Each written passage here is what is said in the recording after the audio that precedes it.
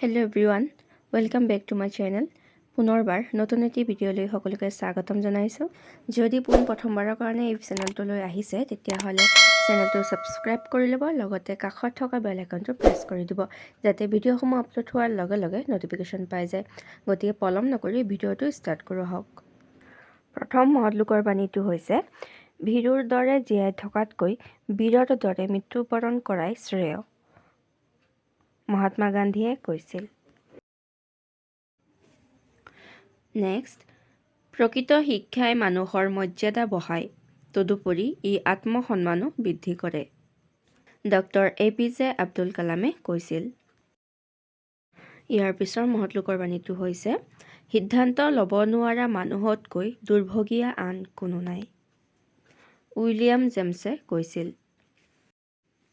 Next, উপদেশতকৈ আৰ্হি ভাল, হজৰত মুহাম্মদে কৈছিল। নেক্সট, কোনোৱে তোমাক সহায় কৰিব নোৱাৰে, নিজেই নিজৰ সহায় লোৱা, বুদ্ধদেৱে কৈছিল।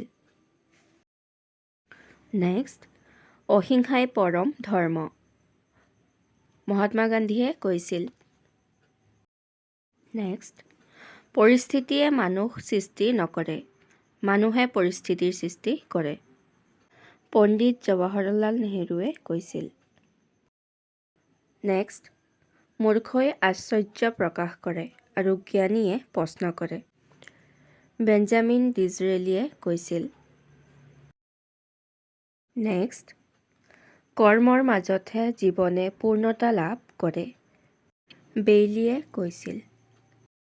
নেক্সট, নতুন বন্ধুক আঁকোৱালি ল'ব নোৱাৰাজনেই জীয়াই থকাৰ কলা হেৰুৱাই পেলায়, কাৰ্ল ফন নোবেলে কৈছিল। নেক্সট, মানুহে যিমান কিতাপ পঢ়িবলৈ শিকে সিমানে ভাবিবলৈ শিকে, পণ্ডিত জৱাহৰলাল নেহৰুৱে কৈছিল। নেক্সট, হিংসা এনে পাপ যি পাপৰ প্ৰায়শ্চিত্ত নহয়, হজৰত মুহাম্মদে কৈছিল। নেক্সট, পৰিৱৰ্তনশীল জগতত পৰিৱৰ্তনেই সত্য, লক্ষ্মীনাথ বেজবৰুৱাদেৱে কৈছিল। গতিকে আজিলৈ ইমানেই। ভিডিঅ'টি শেষলৈকে চোৱাৰ বাবে ধন্যবাদ জনাইছোঁ।